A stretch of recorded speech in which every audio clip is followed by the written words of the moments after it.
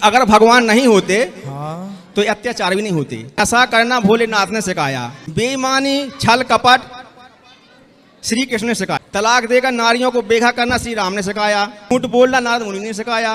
बिस्मिल्लाहिर्रहमानिर्रहीम। नाजरीन, हिंदू शख्स का ये कहना है कि झूठ बोलना, चुगली करना, शराब पीना, जिना करना, ये सारे काम जो है हमको भगवान ने सिखाए हैं, और अगर भगवान ना होते तो ये अत्याचार ना होते। तो नाजरीन, पंडित ने जो है उसे क्या जवाब दिया ये भी ज़रूर सुनेंगे, और फिर डॉक्टर जाकिर नाइक जो है इस मसले को कैसे एक्सप्लेन करते हैं ये भी ज़रूर सुनिएगा। आपसे गुजारिश है कि वीडियो को आखिर तक देखिएगा। चलिए वीडियो को शुरू करते हैं। तो ये दूसरा सवाल ये है कि जो अपना धर्म है वह बहुत तेजी से परिवर्तन हो रहा, मतलब दूसरे धर्मों में जा रहा है। हाँ। वो अपने अज्ञानता के कारण जा रहा है। ठीक है। अपने पास ज्ञान नहीं तो जा रहा है। एक और वो करते हैं जो हम लिख के लाए हैं हाँ। कि अगर भगवान नहीं होते हाँ। तो अत्याचार भी नहीं होते। ठीक है। वो बोलते हैं कि नशा करना भोलेनाथ ने सिखाया। हाँ? नशा करना भोलेनाथ ने सिखाया। कब सिखा दिया? किसको सिखाया? किसका हाथ पकड़ के उसको चिलम पकड़ाई? किसको? तो जी शराब- भोले भाले लोगों के लिए बगलाते हैं वो। बेईमानी छल कपट श्री कृष्ण ने सिखाया। अच्छा। तलाक देकर नारियों को बेघा करना श्री राम ने सिखाया। झूठ बोलना नारद मुनि ने सिखाया। और बोलना कि तुमको क्या सिखाया? खुद दूध से नहा करके भक्तों को खीर बना के दूध से खिलाते थे। वो तो बोलते हैं कि भगवान राम नहीं है आपके। हाँ? राम नहीं है। जो उल्लू है ना, वो कहता है सूर्य नहीं है, क्योंकि उल्लू को सूर्य दिखाई नहीं पड़ता। तो उल्लू कहता है कि सूर्य नहीं है, तो क्या उल्लू की बात मान ली जाए? उसी तरह ऐसे उल्लुओं के बोलने से क्या राम जी के अस्तित्व में प्रश्न चिन्ह लगेगा? जो गुरु जी ये तो आपसे उल्लू जुड़े है। हुए हैं वो तो नहीं मानते, लेकिन जो कुछ अज्ञानी है वो मान जाते। जो नहीं मानते वो जाए चूल्हे में, ना माने। ऐसी तो रावण भी नहीं मानता राम जी को। मेरा नाम तोपूपाल है, मैं मेघालय से आया हूँ। मेरा सवाल है, हम लोग श्री कृष्ण को सबसे बड़ा भगवान मानते हैं। जब हम हिंदू शास्त्र पढ़ता हूँ, उन शास्त्रों में लिखा है कि श्री कृष्ण ने शंखचूड़ के बीवी तुलसी देवी को बलात्कार किया, तो क्यों हम एक बलात्कारी को भगवान माने?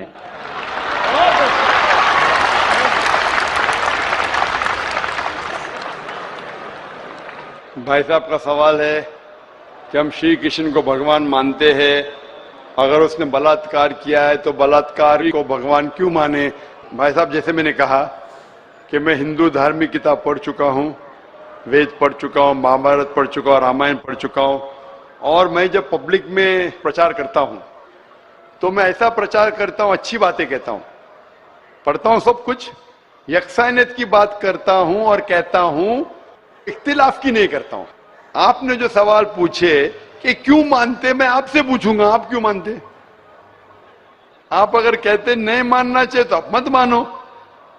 तो मैं समझता हूं कि अगर श्री कृष्ण सही में भगवान के अवतार है, अगर सही में पैगंबर है, तो कोई भी पैगंबर बलात्कार नहीं कर सकता है।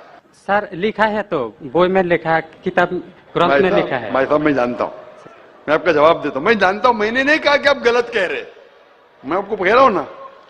मिसाल देता हूं मैं, लूत अलैहिस्सलाम कुरान में लिखा है कि अल्लाह के पैगंबर है, ठीक है, लेकिन श्री कृष्ण अल्लाह के पैगंबर है, कुरान में नहीं लिखा है। लेकिन अल्लाह के रसूल फरमाते हैं कि इस धरती पे 1,24,000 पैगंबर भेजे, नाम से 25 है, उन 25 में से एक का नाम लूत अलैहिस्सलाम है। जब मैं बाइबल पढ़ता हूं, बाइबल में लिखा है कि लूत अलैहिस्सलाम ने जिना किया अपनी बेटियों के साथ। जो आपके शास्त्र में लिखा है उससे बड़ा गुनाह लिखा है बाइबल में। तो मैं क्या कहता हूं, वो बाइबल में गलत लिखा है। लूत अलैहिस्सलाम पे मैं इल्जाम लगा ही नहीं सकता हूं, क्योंकि लूत अलैहिस्सलाम अल्लाह के पैगंबर है। अब समझिए ना। तो मैं कहता हूं कि वो चीज जो बाइबल में है वो मिलावट है। अल्लाह के पैगंबर कभी भी अपनी बेटियों के साथ जिना नहीं कर सकते। तो मैं कहता हूं लूत अलैहिस्सलाम पैगंबर है, लेकिन वो चीज गलत है। जहां तक कि श्री कृष्ण का सवाल है, श्री कृष्ण का नाम कहीं भी कुरान में नहीं आया है, कहीं भी हदीस में नहीं आया है। लेकिन हमारे पैगंबर मोहम्मद सल्लल्लाहु अलैहि वसल्लम आखिरी पैगंबर फरमाते हैं कि दुनिया में 1,24,000 पैगंबर आ चुके। तो कोई मुझसे पूछता है क्या श्री कृष्ण पैगंबर हो सकते, तो मैं कहता हूं मुझे पता नहीं, हो भी सकते नहीं भी हो सकते। मैं ये नहीं कह सकता हूं कि कृष्ण अलैहिस्सलाम, ये नहीं कह सकता क्योंकि मैं जानता नहीं हूं, बराबर ना। लेकिन अगर है भी तो जितने पैगंबर आखिरी पैगंबर मोहम्मद सल्लल्लाहु अलैहि वसल्लम के पहले आए वो सिर्फ उन लोगों के लिए थे और उस वक्त के लिए थे। आज तुम्हें मानना चाहिए आखिरी पैगंबर मोहम्मद सल्लल्लाहु अलैहि वसल्लम। तो इसीलिए इस शास्त्र के बारे में मैं जानता हूं, श्री कृष्ण के बारे में, मैं राधा के बारे में भी जानता हूं, श्री कृष्ण की कितनी बीवियां दो भी जानता हूं। श्री कृष्ण की 8 बीवियां थी, बाद में जंग के मैदान में 16,100 बीवियों से शादी किया, कुल मिला के उनके पास थे 16,108 बीवियां। कितनी?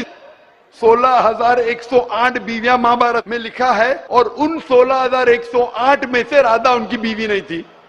और आपने जो कहा वो भी सही है। अभी मैं ज्यादा तफसील से बात नहीं करना चाहता हूं, लोग कहेंगे जाकिर तनकीद कर रहा है, तो इसीलिए मैं इस बात को कतई नहीं मानता हूं कि ये भगवान की तरफ से हो सकता है। आप समझते ना, अगर श्री कृष्ण खुदा के अवतार है या पैगंबर है तो कोई भी पैगंबर ऐसा नहीं कर सकता है। आप समझे ना, तो इसीलिए ये चीज में मैं नहीं मानता हूं। आप मानते ऐसा कर सकते हैं श्री कृष्ण? किताब में लिखा है तो लिखा है तो, लेकिन तो आप नहीं मानते हैं। बिल्कुल सही, बराबर, मैं भी नहीं मानता हूं, मैं भी नहीं मानता हूं, क्योंकि कोई भी भगवान के पैगंबर या अगर पैगंबर जो अच्छे इंसान, पैगंबर तो दूर की बात है, कोई भी अच्छा इंसान बलात्कार कर ही नहीं सकता, पैगंबर तो दूर की बात।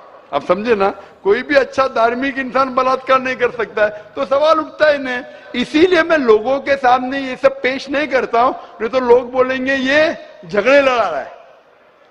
आप समझे ना, मैं झगड़े लड़ाना नहीं चाहता हूं। कुरान में नहीं लिखे क्या, जो चीज यकसा नहीं है वो पेश करके लोग को लेके आओ। कुरान में लिखे जो यकसा है उसके बारे में बात करो, लोगों को करीब लेके आओ। जैसा मैंने पहले कहा कि महाभारत असल में जब आप पूछेंगे पंडितों से, महाभारत सबसे पहली बार अर्जुन के ग्रैंडसन ने कहा था। महाभारत उस टाइम 8,000 श्लोक थे। उसने दोस्तों से कहा, बच्चों ने बाप ने बेटे से कहा, फिर वो बाप ने बेटे से कहा, अपने बेटे से कहा, कहने कहने से हो गए 24,000 श्लोक। अभी 8,000 से 24,000 16,000 तो कोई ना कोई लिखाएगा ना, खुदा ने थोड़ी लिखे, वो तो इंसान ने लिखे। आज के तारीख में 1,00,000 श्लोक है, तो ये सब मिलावट है ना, तो ऐसे मिलावट आती गई।